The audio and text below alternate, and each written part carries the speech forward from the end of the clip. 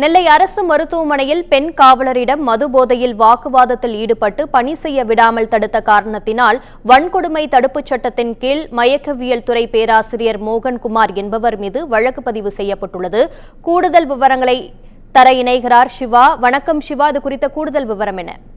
அதாவது நெல்லையில இருக்கிற ஒரு மருத்துவமனை, அப்படியே பன்னோக்கு மருத்துவமனை மட்டுமல்லாது மருத்துவக் கல்லூரி மருத்துவமனை ரெண்டுமே ஒருங்கிணைஞ்சது. ஏறத்தாழ 3000 படுக்கைகள் வசதிகள் கொண்டு 24 மணி நேரமும் அறுவை சிகிச்சை உள்ளிட்ட சிகிச்சைகள் நடந்துகிட்டே இருக்கும். இதுல பாத்தீங்கன்னா ஏறத்தாழ 3000 நோயாளிகள் உள் சிகிச்சைக்கு மட்டும் பயன்படுத்துறது, அதாவது உள் சிகிச்சை நோயாளிகளாக மட்டும் இருக்கிறாங்க. அதே மாதிரி தினமும் 1000 முதல் 1500 நோயாளிகள் வெளி நோயாளிகளாக செல்லக்கூடிய ஒரு சூழ்நிலை நடக்குது.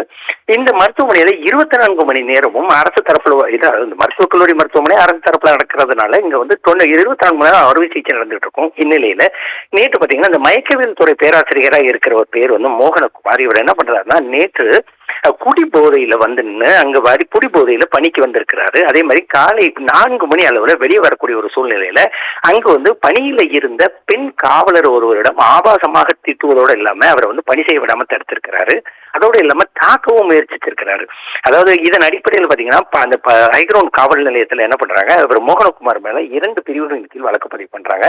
294B 323, அதாவது ஆபாசமாக பேசுதல் அதே மாதிரி தாக்க முயற்சித்தல் ஆகிய ஒரு பிரிவுகளின் கீழ் இந்த வழக்கு பதிவு செய்யப்பட்டிருக்குது. கள்ளக்குறிச்சி விவகாரத்துக்கு அப்புறம் தொடர்ச்சியாக இந்த குடிபோதை அப்படிங்கிறது பல்வேறு தாக்கங்களை ஏற்படுத்திட்டு வந்துட்டு இருந்தாலும் ஒரு ஆயிரக்கணக்கான நோயாளிகள் தங்கி இருக்கிற, அதே மாதிரி பாத்தீங்கன்னா இரவு தோறும் அறுவை சிகிச்சை பண்ணக்கூடிய ஒரு மருத்துவமனையில ஒரு மயக்கவியல் துறை பேராசிரியரே குடிபோதையில் வந்திருக்கிறது இங்க உள்ள பலரை சலசலப்பை ஏற்படுத்தியிருக்குது. இரவு பொழுதுகள்ல சில பல அறுவை சிகிச்சைகள் இங்க நெல்லை அரசு மருத்துவக் கல்லூரி மருத்துவமனையில இரவு நேரங்களாக நடத்தப்படும். அப்படி நடத்தப்படக்கூடிய நேரத்துல அதுல முக்கிய பங்கு வகிக்கிறதுன்னு பாத்தீங்கன்னா மயக்கவியல் துறை. இந்த மயக்கவியல் துறை பேராசிரியரே தற்போது மது போதையில பணியில் ஈடுபட்டு இருக்கிற ஒரு சூழ்நிலையில இங்க பலர் அதை அதிர்ச்சிக்குள்ளாக்கியதோட இல்லாம அரசு மருத்துவமனை மேல இருக்கிற நம்பிக்கை தற்போது பொய்க்கிற அளவுக்கு துவங்கி இருக்குது.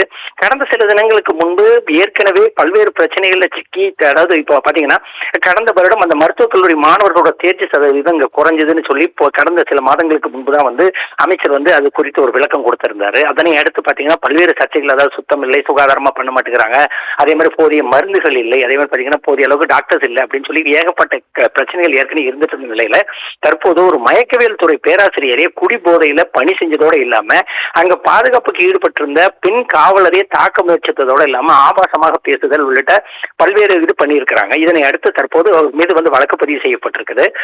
என்ன எப்படி இருந்தாலும் இது குறித்து நடவடிக்கை எடுக்க வேண்டிய மருத்துவமனை நிர்வாகமோ தற்போது வரை வாய்மூடி அமைதியாக இருக்கிறது உள்ள பலரை அதிர்ச்சியில் ஆழ்த்தி இருக்குது. சுகன்யா, சிவா, உங்கள் விவரங்களுக்கு நன்றி.